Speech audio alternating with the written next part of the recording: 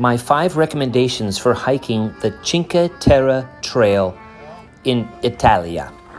Now, why listen to me? Well, first, I'm a geographer, so I love seeing landscapes and looking at land forms and land use and seeing villages and rural areas. So I like what you like. I like getting out there onto our earth and exploring. Secondly, I've been planning this hike for most of my life, so I very carefully researched it, and I hope that you will benefit from my research.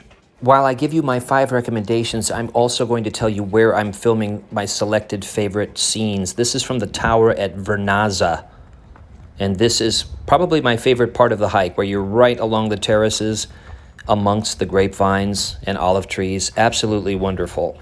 Hike it from south to north is my first recommendation.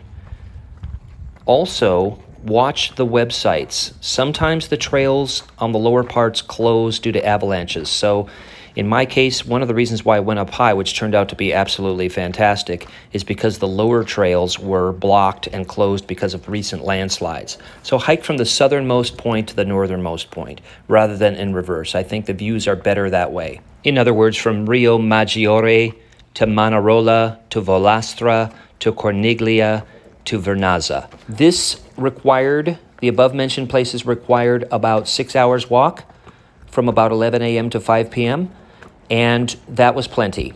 Didn't have time to do the northernmost city, but taking the train to Rio Maggiore, hiking, and then leaving once again on the train from Vernazza was just absolutely perfect. This is another of my favorite parts, where you're right in the middle of all these stone walls. This particular section here was very steep coming out of Manarola, but incredibly worth doing because the views, as you can see, are fantastic. Back on my recommendations, I've already recommended the first one, which is go from south to north. The second recommendation is bring a hat, bring some good shoes, walking shoes or boots, bring some water, bring lots of sunblock, and bring a raincoat in case it rains.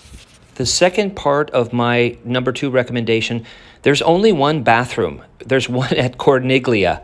It's a public restroom, and it costs €1. So ask around. It's a little bit below the main lane through the town, but that's the only one on the trail. There's been some blog posts about where are the bathrooms. That's the only one that I found. The number 3 recommendation, visit the tower at Vernazza, which is the very first video I have filmed in this particular sequence. Go to that tower. It's worth climbing the steps. I know you're tired at that point, but it's worth it. The views are fantastic. Fantastico. Finally, as I mentioned earlier, take the train to and from the trail. It's just fine. The train is perfect. It leaves you right at the beginning, and then you can take it right at the end. It's amazing because the train has been tunneled into these towns. Otherwise, there's no way the train could reach them. And fifth and finally, get a ticket. Get a ticket. There's a required ticket for sections of the trail. Sure, there's not a requirement for other sections, but it's just wise to get a ticket. I got mine ahead of time, and that way I had it with me, digital, and I also printed it. There was one station where I was asked for the ticket, so it's good to have that. It's not that expensive, and you need to have it when you hike. So those are 5 tips from a geographer on the Cinque Terre Trail. Absolutely a world-class hiking location. There's really no way to describe the beautiful scenery here. And it is highly, highly recommended from not just me, but millions of other people around the world. Get out there and explore. Buon viaggio. Arrivederci. Ciao.